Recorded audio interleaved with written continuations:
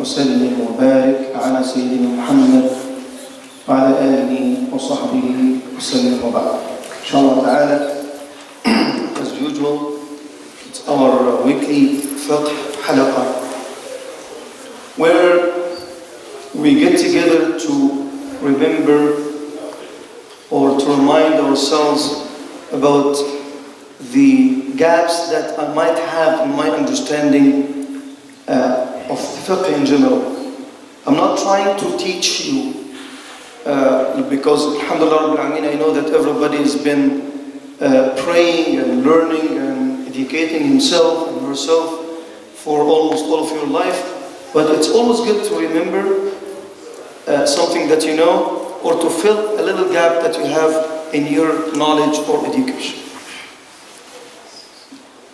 We're still with the prayer. Last time we were talking about different types of sujood. Talked about sujood al-sahl, sujood al-tilawa, sujood, what else?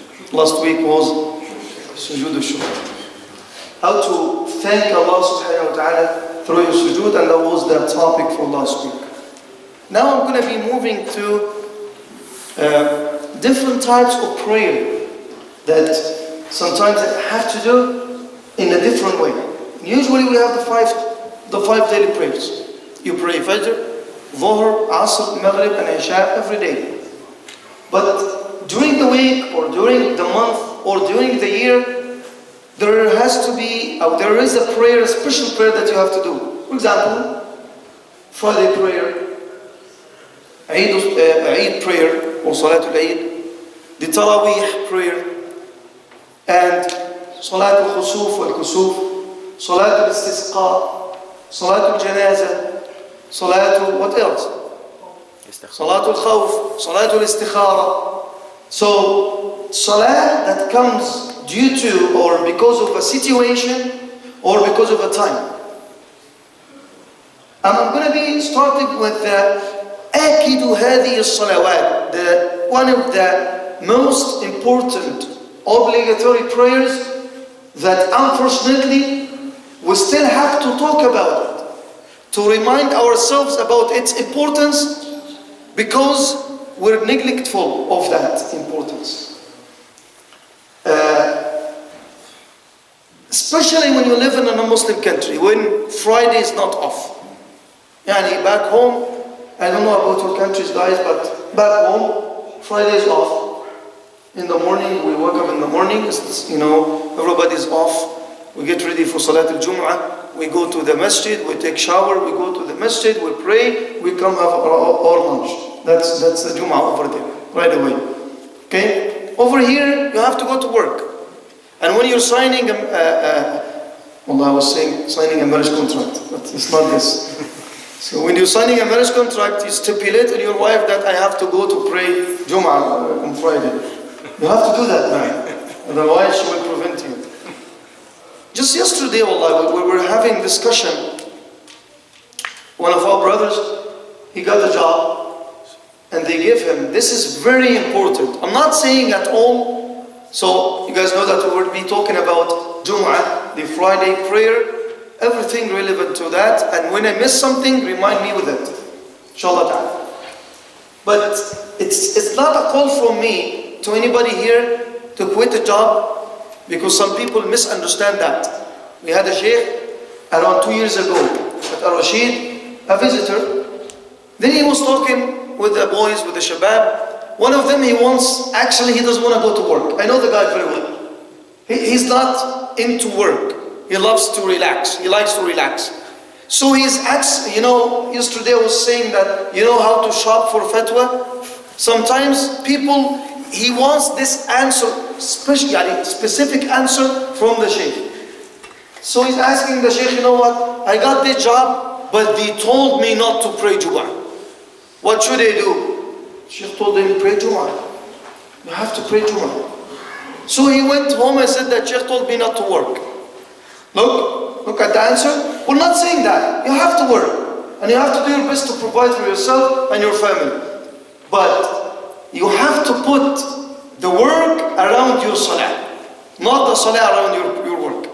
So I was saying that the brother yesterday, just last night, coincidence, he got the job offer, alhamdulillah, he read it, almost signing it. Then they were waiting for him to send it back. When he said, you know what, Sheikh, I remember about Juma'a. So what I did, I emailed, look, when you're strong, when you respect your religion, they respect you. When you don't care, they don't care.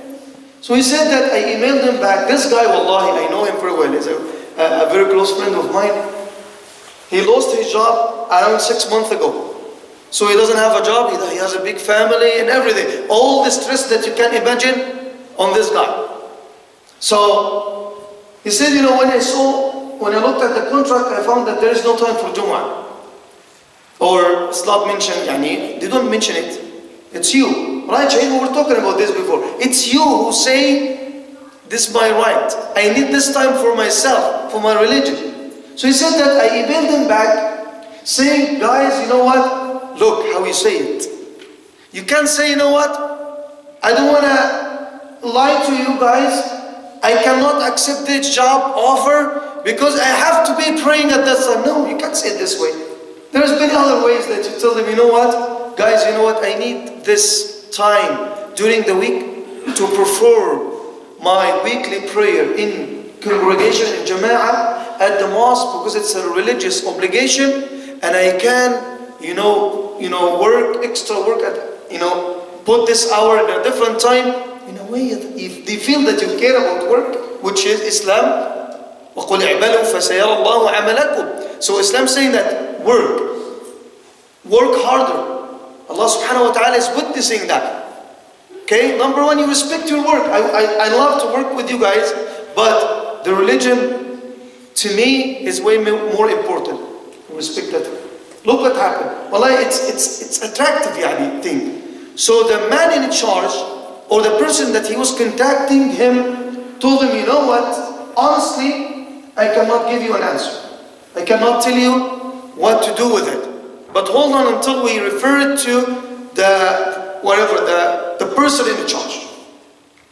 So one day later, 2 days actually later, he didn't send the contract yet. They emailed him back, sorry, we're so sorry that this man did not tell you directly that you can go to your prayer. Sorry that we're late. So you're okay, you can go, this is prayer, we appreciate that.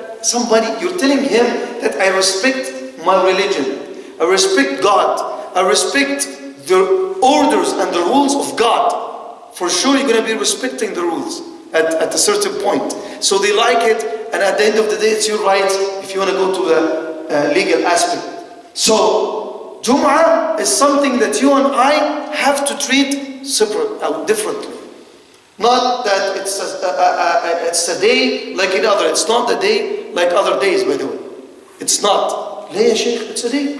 It's a working day. I go to work, yeah, I understand. We live in Canada, it's a working day. But it's not, for you as Muslim, it's not the same as Saturday and Sunday, by the way. And this is something that I have to pass to my kids. They're attracted. They're all khalas. We raise them here. We have to understand this. They're here. They understand that it's only Saturday and Sunday. I have to make something special for them on that day. Why, Sheikh? Why we have to treat? Before I go to the details and the fiqh rules and details about Friday, let's look at the day itself. Why? Why we have to treat it special? And why we have to take the shower and all the things that we will do, inshallah ta'ala, and we'll explain. Because that's what the Prophet ﷺ wanted from us. Sayyidina Abu Hurairah, this hadith came in... I need some water, please. Halal water, please. So, Jazakallah khair. تقول ايه؟ والله ما شاء الله عليك. الله أكبر.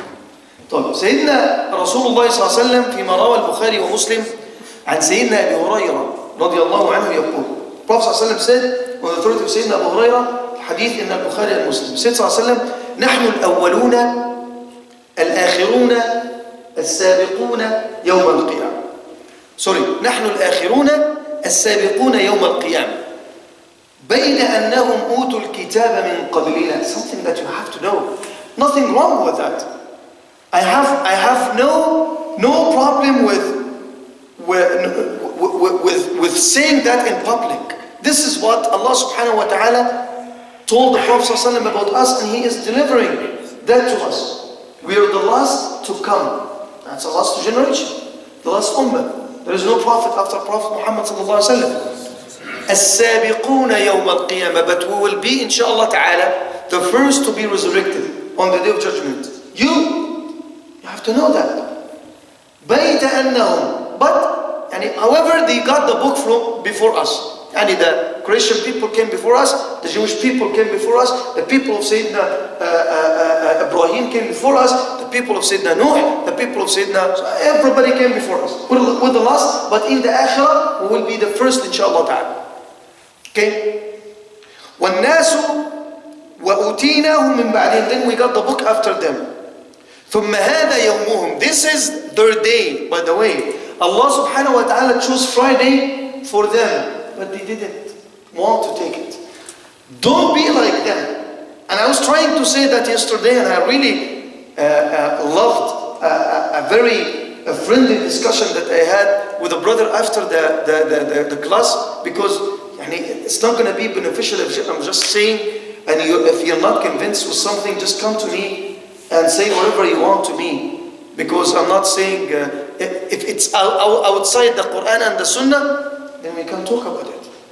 You're a man of intellect, you have education, exactly like myself. So there is no difference between us at the end of the day. So I had this discussion, and my point always is that we have to avoid the way of non-Muslims. We don't go after their footsteps. We have to do something other than them. So Allah subhanahu wa ta'ala, the Prophet ﷺ is saying that Allah subhanahu wa ta'ala gave them Friday, and they didn't take it.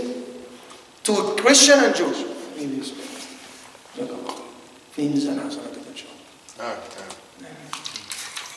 I thought it's going to be tea, but that's okay. Alhamdulillah. It's too hot. This is the Egyptian way of forcing you to make tea. It's called guilting. Yeah. It's called guilting. خلاص بقى انت you say the English, I say the Egyptian. Okay, Allah subhanahu wa ta'ala gave them that day, they didn't take it, they missed it. That's hadith. غير ثم هذا يومهم الذي فرض الله أو فرض عليهم يعني يوم الجمعة فاختلفوا فيه فهدانا الله له. Then they disagreed about it and they missed it. Then Allah subhanahu wa ta'ala guided us through Prophet Muhammad sallallahu alayhi wa sallam to that day. فهدانا الله له والناس لنا فيه تبع. Look, and those people, they come after us. The Jewish people, they have tomorrow, and the Christian people, they have after tomorrow, Sunday, Saturday and Sunday. So it has to be a special day. It cannot be treated, I'm telling you, I know, you woke up in the morning, and that's why, if you're one of the brothers who prayed Fajr with us, and some people will say, Ya Sheikh, every Friday, the Sheikh say, Bismillah ar-Rahman ar-Rahim, Alif, right? Have you, Surah Al-Sajdah. Sometimes you're curious, he doesn't memorize except the surah. Every Friday say, Alif Lam Mim Tanzilul Kitabi La Rabba Fi Min Rabbil Alamin. Or sometimes he change a little bit and go to Surah Al-Insan. Surah Al-Dahr. Why? Because it's a special day. There is a special thing coming from the Prophet ﷺ in that day. And you have to treat it differently, as I said. Way more than this. Nabi sallallahu alayhi wa sallam في الحديث الصحيح الذي رواه سيدنا أبو هريرة أيضا, again on the authority of سيدنا أبو هريرة, يقول صلى الله عليه وسلم خير يوم طلعت عليه الشمس يوم الجمعة. The best day on which the sun rises is Friday. And then he start listing things happened on Friday. خلق الله فيه آدم. Allah subhanahu wa ta'ala, in this day he created Adam. In that day he entered Jannah. In that day he was going out, I'm not going to say kicked, but he was taken out of Jannah. And Yawm al-Qiyamah, the day of judgment, will be on Friday. Again, it has to be a special day. ولا تقوم الساعة إلا يوم جمعة. ولذلك حتى even سيدنا أبو لبانة رضي الله عنه يقول قال النبي صلى الله عليه وسلم إن يوم الجمعة سيد الأيام أو سيد الأيام وأعظمها عند الله وهو أعظم عند الله من يوم الأضحى ويوم الفطر. Look how we deal with the day, the Eid al-Adha and Eid al-Fitr. يوم الجمعة عند الله تعالى is greater in value than Eid al-Fitr and Eid al-Adha. Why? Because all of these things happen on that day. Because Allah, enough to think about this way. Allah subhanahu wa ta'ala chooses it. إن الله يصطفي ما يشاء. حتى even the ulama, sometimes يعني, when I personally, if I'm going to give a speech about Muhammad sallallahu alaihi wasallam, I always give this introduction. That Allah subhanahu wa ta'ala, from His wisdom, He gives preference to things over other things, to time over time. Yani Juma'a is better than others. Who decide this? Allah subhanahu wa ta'ala. Allah subhanahu wa ta'ala says that this part of the day is better than this other part of the day. We talked about this. There are parts of the day that it's important. Like what, by the way? Because a brother, a couple of days ago, he was helping me with the car. And mashallah, he's been coming to the masjid for the last year, bismillah, mashallah, and he's been learning. And it's good when you learn. And when you read something, it's good. So he was challenging me. It was right before Asr. And he said that, Sheikh, don't we have to pray Asr now? He was helping me with my car, so we missed Asr in the masjid. But I loved it from him. Yes, we have to. Ali, why do you think the Asr is special? Why do you guys think the Asr is special during the day? Because they're working. It's what? You're working at that time. You're working at that time. That's one reason. Might be. Some reason like the angels shift change? Perfect. Perfect. We need to get some kind of iman.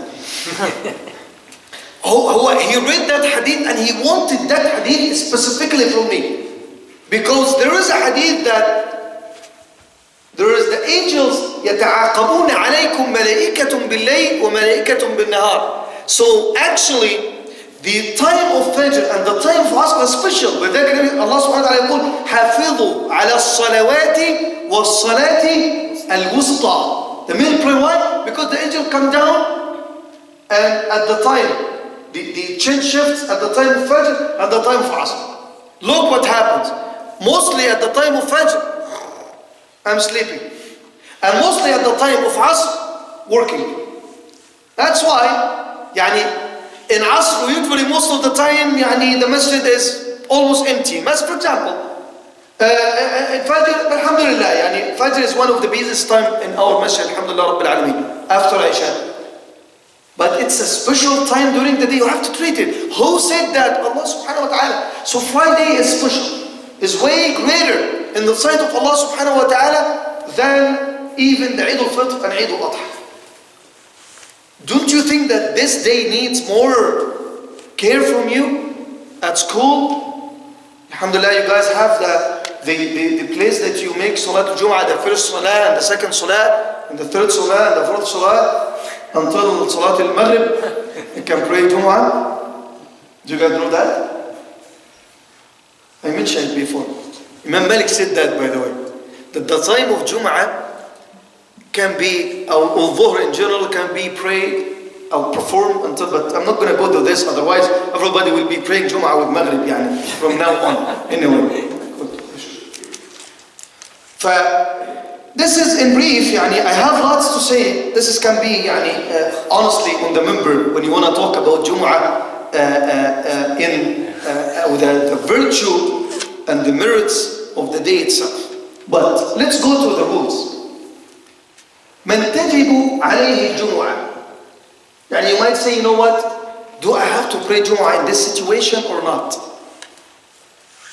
Who has to pray Salat al-Jum'ah as Jum'ah, not Dhuhr, sorry. Okay?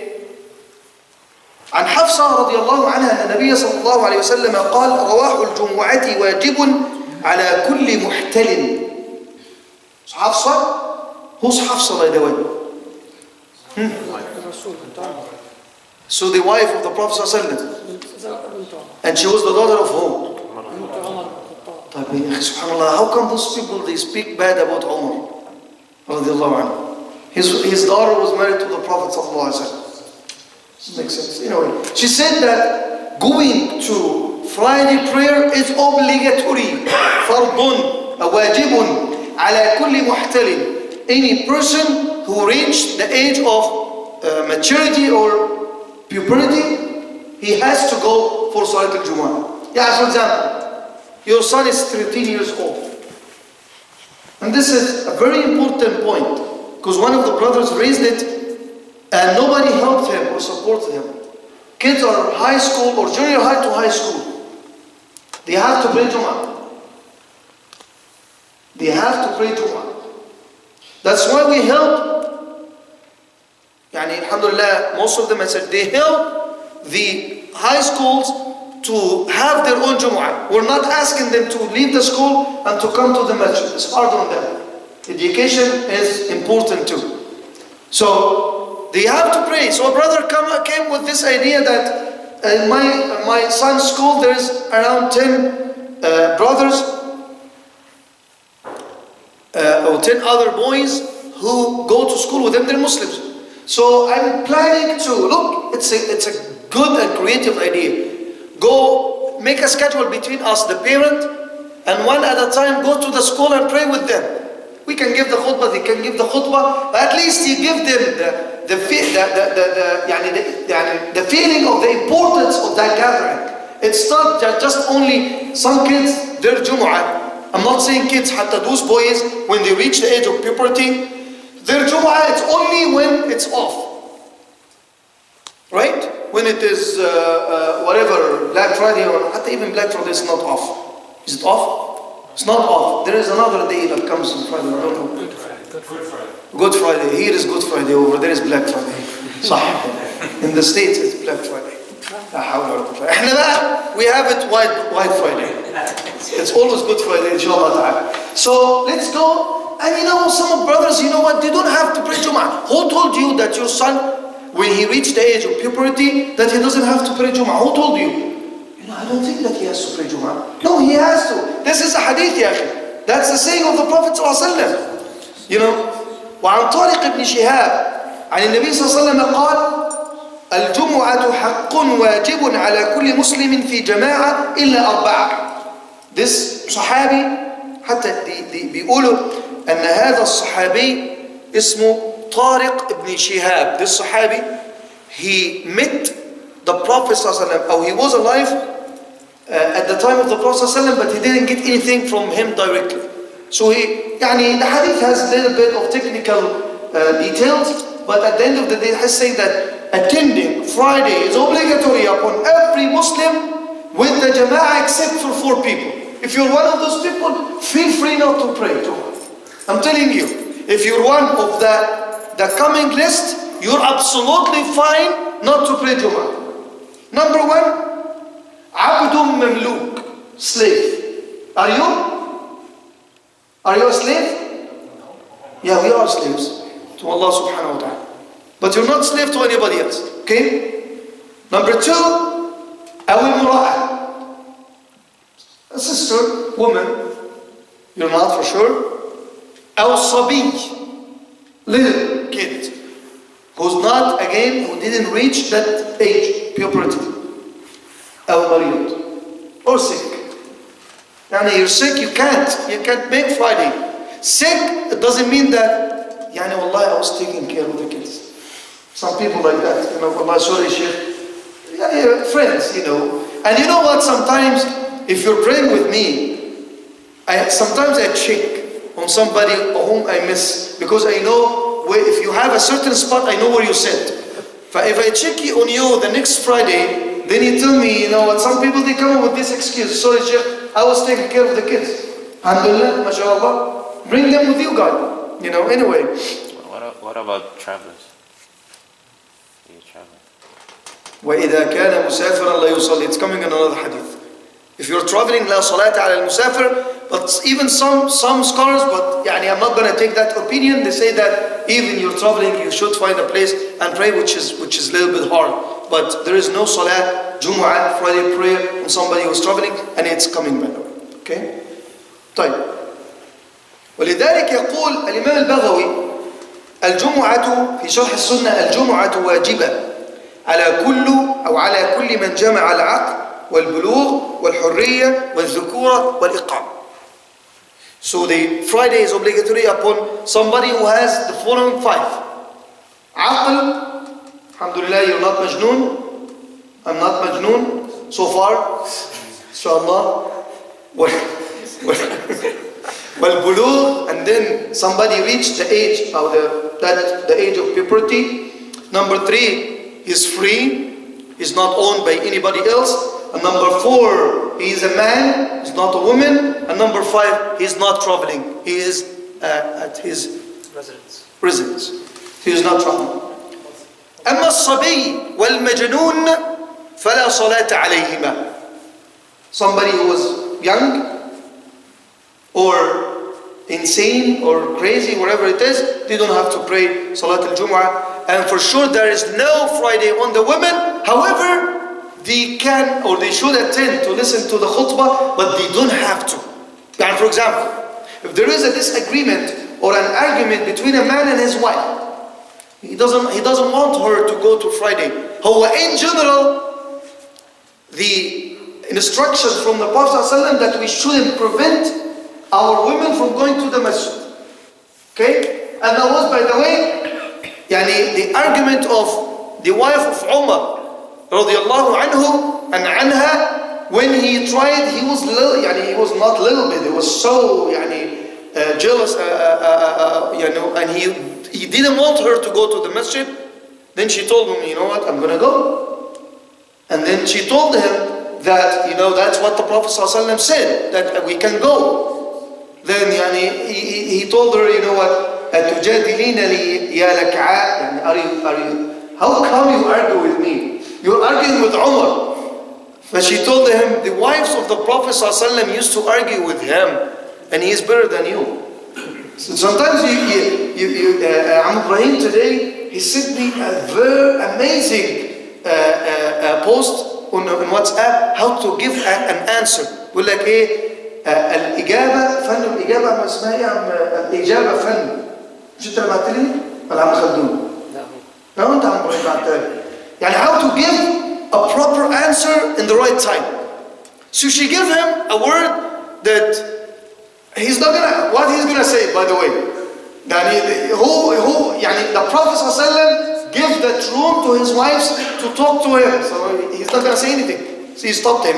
Anyway, they can go, and I would say they go and they listen to the khutbah and stuff like that. It's good for them to get their education. This is something that I already discussed over the minute. ولا تجب على المسافر. There is no Friday as not obligatory upon somebody who is traveling. However, they say, don't come at noon and say, you know what, I have to go to Calgary right now. Why? Because I have to pick up something. خلاص, wait until, it's undesirable. It's makruh to start your travel at the time of zawal except for ta'ah. You're going to Hajj or Umrah, or you're going to miss the flight. There are many things here that it's out of your control. It's a flight came that time. What I'm going to do? It's out of my hand. Still, you're okay to travel. And there is the Juma'a, by the way. Some people make it hard on themselves. يا أخي, and the Nabi sallallahu alayhi wa sallam يقول إن الله يحب أن تؤتى رخصه كما يحب أن تؤتى عزائم. As long as Allah subhanahu wa ta'ala is telling us here in the ahadith through the Prophet sallallahu alayhi wa sallam, and I always say Allah tells us through the Prophet sallallahu alayhi wa sallam. However, it's hadith, but it's a revelation, right? He's telling us that you have to pray Friday, but however, if I'm traveling from Fort Mac coming to Edmonton, or going to Calgary, or going, to Spruce Grove or Story Plain, like some people, they say that if it's only 50 miles, then I can make around the city, in Ramadan. So take the Hindi a couple of times, then I break my fast. Some people like it. So it's not this, man. It's okay. So it is from the limit of the city them to the other place. And details that we will, inshallah ta'ala, discuss when we're talking about Salat al-Musafir. But in general, Allah subhanahu wa ta'ala loves you to get that, the obligation. Here is a concession, take it. Don't say, you know what, no, I'm okay with it. No, take it. If you're traveling, where are you going to pray Friday? It's going to be hard on you. وَلِذَلِكَ يَقُولُ There are some people that they don't have to pray Friday. مَنْ كَانَ مَرِيضًا أو كان يتعاهد مرضا, يعني he's been like experiencing a long-term sickness or scared. There is a way, inshallah ta'ala, we'll explain. Or very heavy, bad weather, or rain, or snow, يعني heavy, you know. You can't leave your house, you can't drive to the masjid. These are conditions and situations that you don't have to go for Friday. However, if you can, if you're able, it would be better, inshallah ta'ala. And this is the first thing, حكم صلاة الجمعة كما يقول العلماء أن صلاة الجمعة واجب فرض عين على كل مسلم. So it is very important point that we guys have to have to understand it.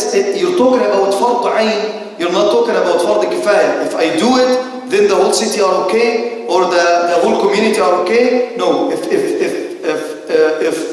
you don't do it, it's your problem. If I don't do it, it's my problem. خلاص. However, some scholars they say that it's فرض كفاية, but I would go with فرض عين because the hadith is clear about it. طيب. What about if somebody does not go for Friday? What do you think a punishment for that? And I'm going to conclude with that, inshallah. Yani somebody, again, he doesn't have any of these excuses. So by the way, having a job is not one of the excuses. Okay? However, yani lots of brothers, and I always be so happy when somebody approached me about something like that. You know, issue a nice letter from the Islamic organization to the workplace. You know what, I need this hour. We do it with love, not with money. Okay? We don't. We used to charge over there, but over here, inshallah, we'll let it go. No worry. We used to charge $25. Over here, it's fine. But we do it. Those people, they respect that. And sometimes they contact me, to be honest with you. Because some people, look what happens.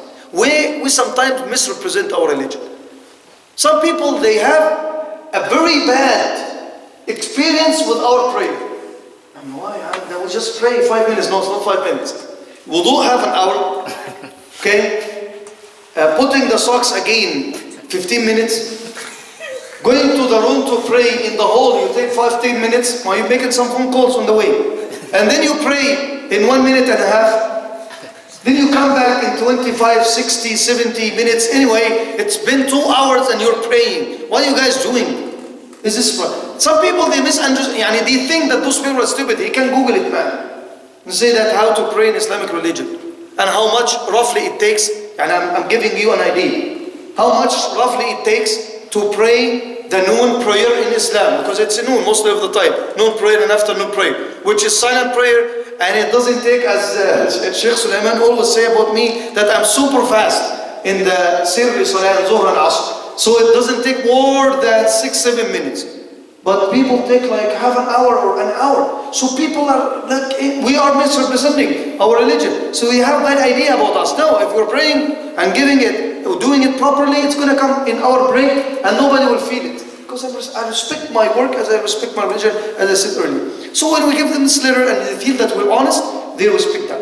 However, the Prophet ﷺ said, عن عبد الله بن مسعود أن النبي صلى الله عليه وسلم قال لقوم يتخلفون عن الجمعة. This hadith, especially for somebody who does not pray Friday. سامع يا عمر؟ أنا عارف أنت بتصلي بس أقول لك سامع يا عمر ولا مش سامع؟ Okay. لقد هممت أن آمر رجلا. This hadith comes in two different riwayah. One riwayah about Salat al-Jumu'ah and the other riwayah about Salat al-Jama'ah. The Salat al-Jama'ah al-Judr. He says, لَقَدْ هَمَمْتُ أَنْ آمُرَ رَجُلًا يُصَلِّي بِالنَّاسِ. I was about to ask somebody to lead the people in the salah. So when they make iqamah, somebody come and lead the salah. ثُمَّ أُحَرِّقُ عَلَى رِجَالٍ يَتَخَلَّفُونَ عَنِ الْجُمُعَةِ بُيُوتَهُمْ.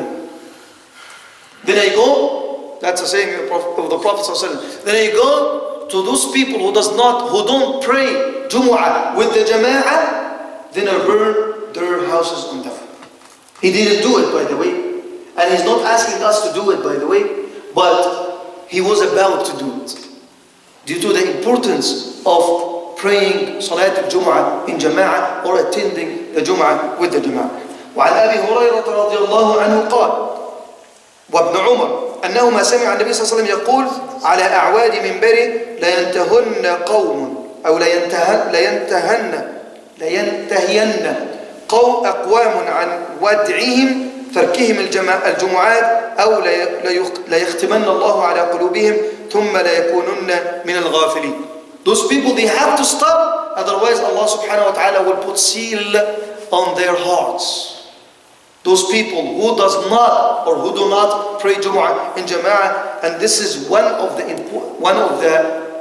common and very well known hadith about Salat al-Jumu'ah. Somebody who does not pray Jumu'ah for 3 times without acceptable excuse, there will be a seal put on his heart. This is the saying of the Prophet ﷺ. He said, من سمع نداء الجمعة أو النداء يوم الجمعة ولم يأتها ثم سمع النداء ولم يأتها 3 طبع على قلبه فجعل قلب منافق والعياذ بالله. Whoever know the time, let's put it this way, because somebody will say, you know what, I don't hear the adhan. I'm at work, there is no adhan over there. Everybody knows the time.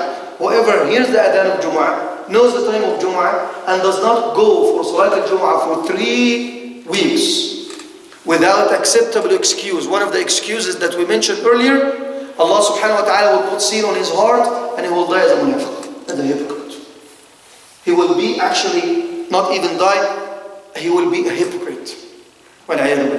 So it's very important and very dangerous to neglect the importance of Salat al-Jumu'ah, or to ignore the importance of the day in general, or to say it's like any other day. It's not like any other day. There's lots to say about Salat al-Jumu'ah. What are the conditions of wujub, the obligation of Salat al-Jumu'ah, how we do it, what's the ruling of the khutbah, what is the ruling on going early or missing, who missed 1 rak'ah, who prayed Jumu'ah, how the number, how many people should be attending. To start with, this is very important question. I was expecting that question to come, but I'm going to be reserving it for next week to see you guys inshallah ta'ala next week. However, if somebody really wants to know right now, I will mention it quickly inshallah ta'ala. I'll go for the questions quickly for 5 minutes, because we're playing tonight at 10:30. So 10:30, right? 10:30 inshallah. So I need you guys to do it. We have 1 hour, 10 minutes. Yes, inshallah ta'ala. Go ahead, Ashir. If there's someone living somewhere where there's not enough Muslims and there's no mosque, and the closest mosque, but it's muqim, the closest mosque is, say, an hour's drive, 8 kilometers, whatever, does he have to go? He doesn't have to. Is there like... But it's highly recommended for him to make a plan for Salat al-Jumu'ah. If he's outside the mosque or the Medina, that's coming already. We'll talk about it. This is from exactly the next topic that I have. Inshallah, we'll start with it, and I'm going to mention the details about that, inshallah. But he doesn't have to. For the Jumu'ah. The minimum number. The minimum number of the people for Salat al-Jumu'ah, you will hear congregation, you will hear 40 people, you will hear, but all of them, there is no dalil on the number at all. That's why we usually go with the circumstance. You can start with the minimum of the jama'ah, which is 3 people, one give the khutbah, and they pray together.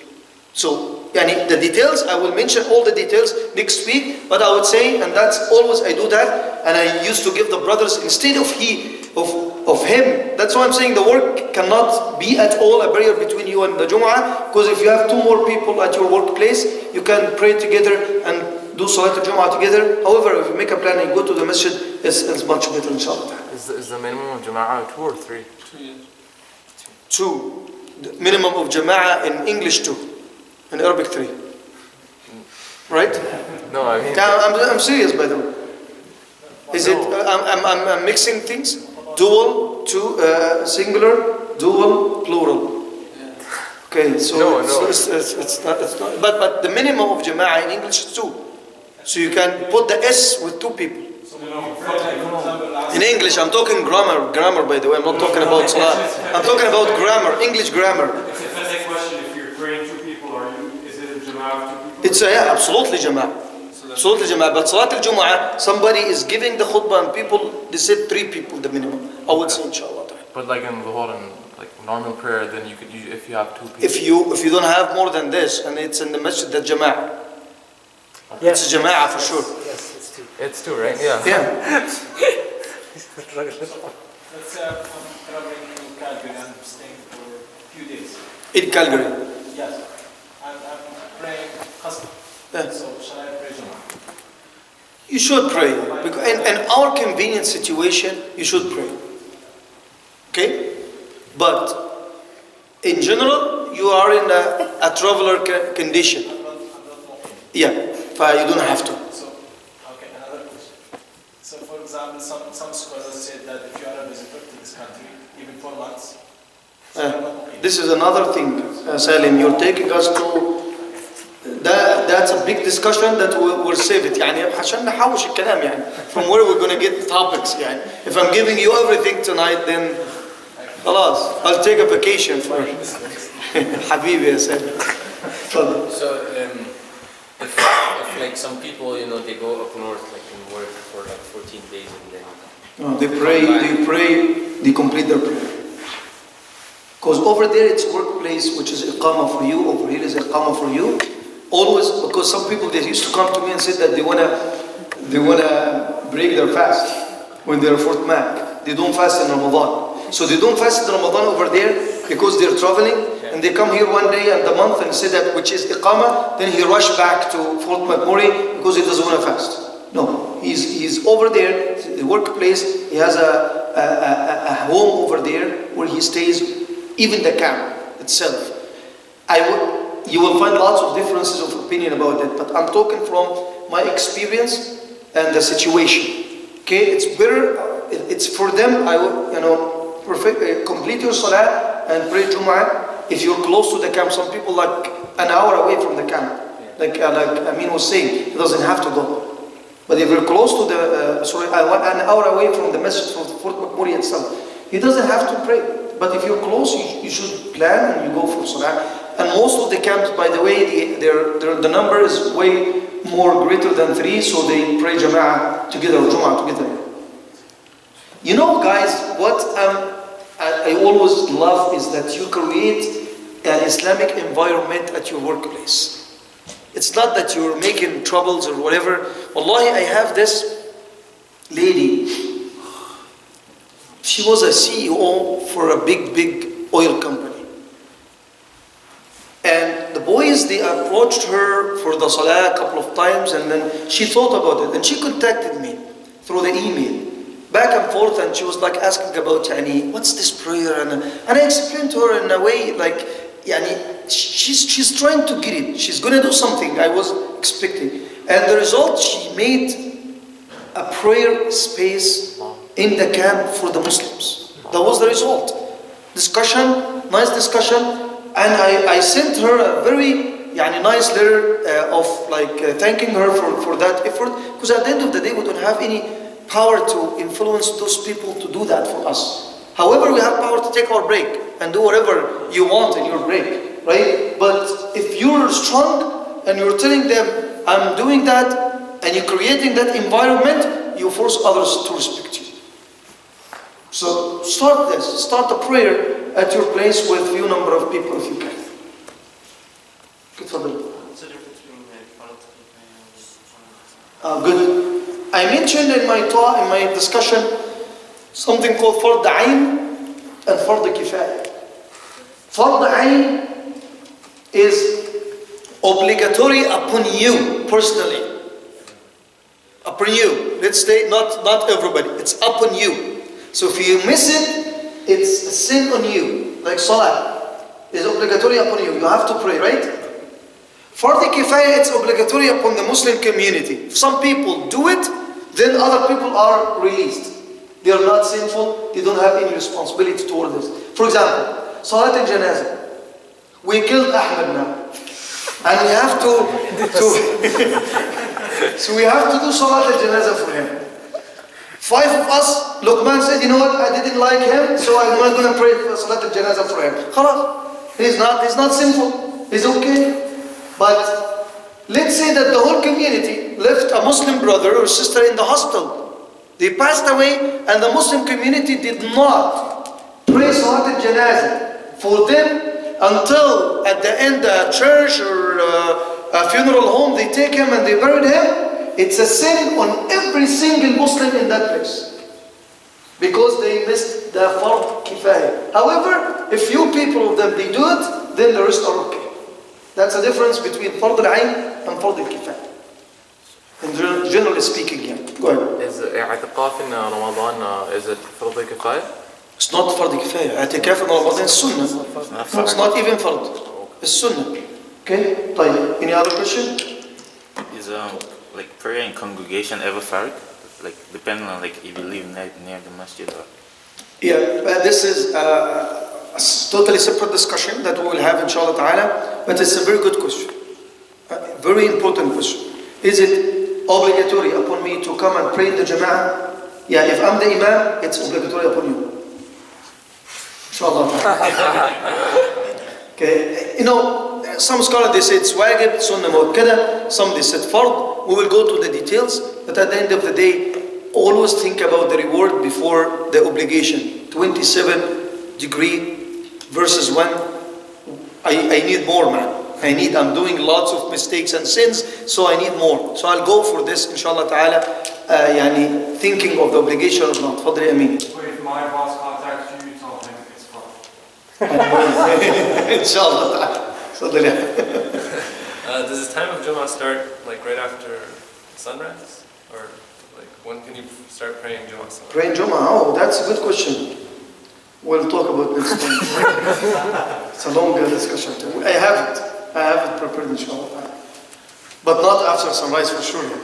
Going to the salah early is something, and the start of the time something else. Okay? Did you get it? No, it's desirable to go to the salah early.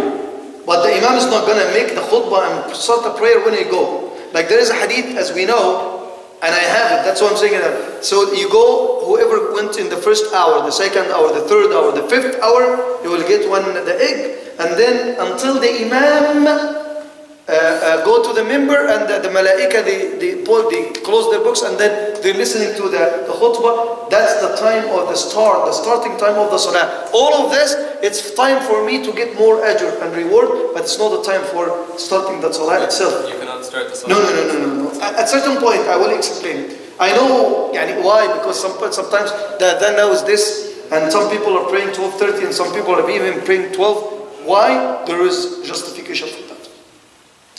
You spoke about the brother who decided on a contract for his work at the start, and they accepted that he had his Juma'a prayer. What if there's a case where they didn't accept it? And it's like this, what do you prioritize? Wallahi, that's a tough question. If you allow me, I don't want to answer. There are, I would say... Yeah, HR. We have 2 HR here, Jamal and Shahid. So they can answer it much better than me. I would definitely suggest that if that's the case, that the person contact the HR department of that organization. I think I could speak fairly confidently that most employers are willing to discuss options that would facilitate practice. Isn't it a law that you can't stop a Muslim from praying? No, you can't stop people from praying. But No, that's what I heard. No, you can't. That's a whole other discussion. I don't want to. Yeah. Go ahead. It's good for them. But the point is that if The example that you outlined was basically to say that he presented them with options, and he said, you know what, I am willing to accommodate, here's what I need to have prayer time, but I am willing to work extra hours or whatever to compensate for that time differential. So he's basically presenting them with solutions to be able to accommodate. Yeah. So that's the best approach. Best approach. 9 times out of 10, an employer is going to entertain that. And If you run into that 1 out of 10 that's going to be difficult, then contact the HR department. There are other discussions that can happen in order to approach it positively. Always the intent is to try to be positive about it. If it ever goes down the sideways and it becomes a contentious or point of being difficult, then there are legal options that you can get. Yes. Okay.